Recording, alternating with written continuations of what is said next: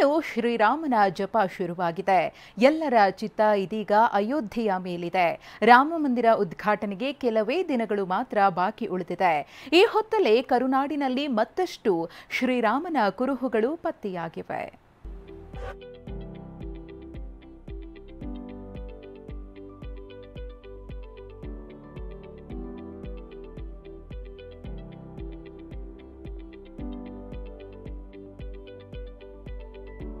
ಅಯೋಧ್ಯೆಯಲ್ಲಿ ರಾಮ ಮಂದಿರ ಉದ್ಘಾಟನೆಗೆ 10 ದಿನಗಳಷ್ಟೇ ಬಾಕಿ. ಎಲ್ಲೆಲ್ಲೂ ಶ್ರೀರಾಮಚಂದ್ರನ ಗುಣಗಾನ ನಡೆಯುತ್ತಿದೆ. ಕರುನಾಡಿನಲ್ಲೂ ರಾಮನ ನಂಟಿನ ಶೋಧ ನಡೆಯುತ್ತಿದೆ.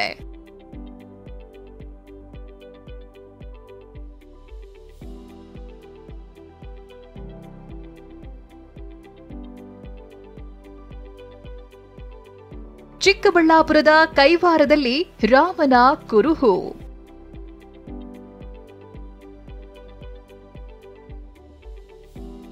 ವನವಾಸದ ವೇಳೆ ಶ್ರೀರಾಮ ಚಿಕ್ಕಬಳ್ಳಾಪುರ ಜಿಲ್ಲೆ ಚಿಂತಾಮಣಿಯ ಕೈವಾರ ಬೆಟ್ಟಕ್ಕೆ ಆಗಮಿಸಿ ವಿಶ್ರಾಂತಿ ಪಡೆದಿದ್ರು ಅನ್ನೋ ಪ್ರತೀತಿ ಇದೆ.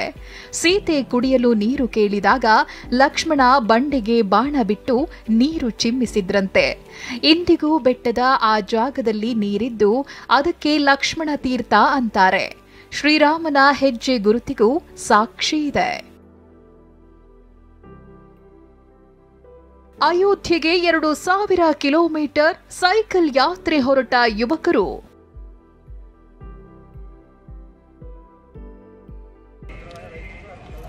ಅಯೋಧ್ಯೆಯಲ್ಲಿ ರಾಮನ ದರ್ಶನ ಪಡೆಯಲು ಯುವಕರಿಬ್ಬರು ಅಯೋಧ್ಯೆಗೆ ಸೈಕಲ್ ಯಾತ್ರೆ ಹೊರಟಿದ್ದಾರೆ.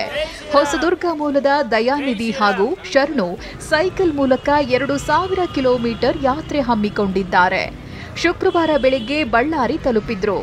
ಈ ಯುವಕರು ನಿತ್ಯ 100 ಕಿಲೋಮೀಟರ್ ಕ್ರಮಿಸಲಿದ್ದಾರೆ. ಮೊನ್ನೆ ಸಂಜೆ 7:30 ಬಿಟ್ಟಿದ್ದು, 10:00 ಬಂದು ಹಿರಿಯೂರಲ್ಲಿ ಆಲ್ಟ್ ಆಗಿದ್ವಿ. ನಿನ್ನೆ ಬೆಳಗ್ಗೆ 8:00 ಬಿಟ್ಟು ಬಳ್ಳಾರಿ ನೈಟ್ 11:00 ರೀಚ್ ಆಗಿದ್ವಿ. ಈಗ ಜಸ್ಟ್ ಇಲ್ಲಿಂದ ಬಿಡ್ತಿದ್ದೀವಿ. ನಾವು ಡೈಲಿ 100 ಕಿಲೋಮೀಟರ್ ಸೈಕಲ್ ತುಳಿದು ಅವತ್ತಿಂದು ಕಂಪ್ಲೀಟ್ ಮಾಡಿ 20 ದಿನಕ್ಕೆ ನಾವು ರಾಮ ಮಂದಿರ ಅಯೋಧ್ಯೆಗೆ ರೀಚ್ ಮಾಡಬೇಕು ಅಂತ ಪ್ಲಾನಿಂಗ್ ಮಾಡ್ಕೊಂಡಿದ್ದೀವಿ ಸರ್. ರಾಮ ಮಂದಿರ ಉದ್ಘಾಟನೆ ವೇಳೆ ಅಯೋಧ್ಯೆಯಲ್ಲಿ ಕೇಸರಿ ಧ್ವಜಗಳು ರಾರಾಜಿಸಲಿವೆ. ಇದಕ್ಕಾಗಿ ಧಾರವಾಡದಲ್ಲಿ ಲಕ್ಷಾಂತರ ಧ್ವಜ ತಯಾರಾಗ್ತಿದೆ. ಕೇಂದ್ರ ಸಚಿವ ಪ್ರಹ್ಲಾದ್ ಜೋಶಿ 1 ಲಕ್ಷ ಧ್ವಜ ವಿತರಿಸಲಿದ್ದಾರೆ. ಇನ್ನು ಮಂದಿರ ಲೋಕಾರ್ಪಣೆ ಉದ್ಘಾಟನೆಯಲ್ಲಿ ಭಾಗಿಯಾಗಲ್ಲ ಅಂತ ಶಂಕರಾಚಾರ್ಯ ಪೀಠದ ಕೆಲ ಶ್ರೀಗಳು ಹೇಳಿದ್ದಾರೆ. ಇದಕ್ಕೆ ಚಿಕ್ಕಮಗಳೂರು ಜಿಲ್ಲೆ ಕೊಪ್ಪದ ಹರಿಹರಪುರ ಸಚ್ಚಿದಾನಂದ ಸರಸ್ವತಿ ಸ್ವಾಮೀಜಿ ಸ್ಪಷ್ಟನೆ ಕೊಟ್ಟಿದ್ದಾರೆ. ಶಂಕರ ಪರಂಪರೆ ಎಲ್ಲಾ ಮಠಗಳು ರಾಮನನ್ನ ಆರಾಧಿಸುತ್ತಿವೆ. ಭಿನ್ನ ಅಭಿಪ್ರಾಯ ತಿಳಿಸಿದ್ರೆ ಅದು ಅವರ ವೈಯಕ್ತಿಕ ಅಭಿಪ್ರಾಯ ಅಂದಿದ್ದಾರೆ. ಸಮುದಾಯದ ಸಾಧು ಸಂತರಿಗೆ, ಗುರುಗಳಿಗೆ ಇದು ಅತ್ಯಂತ ಸಂತೋಷವನ್ನು ಉಂಟು ಮಾಡತಕ್ಕಂಥ ವಿಚಾರ ಆಗಿದೆ. ಆದ್ದರಿಂದ ಈ ವಿಚಾರದಲ್ಲಿ ಯಾವ ಒಂದು ಗುರು ಪರಂಪರೆಗೆ ಅಸಮಾಧಾನ ಇಲ್ಲ.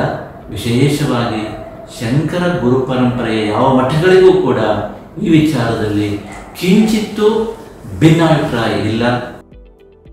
ಏನೇ ಇರಲಿ, ಎಲ್ಲೆಲ್ಲೂ ಸದ್ಯ ರಾಮನದ್ದೇ ಜಪ ನಡೆಯುತ್ತಿದೆ.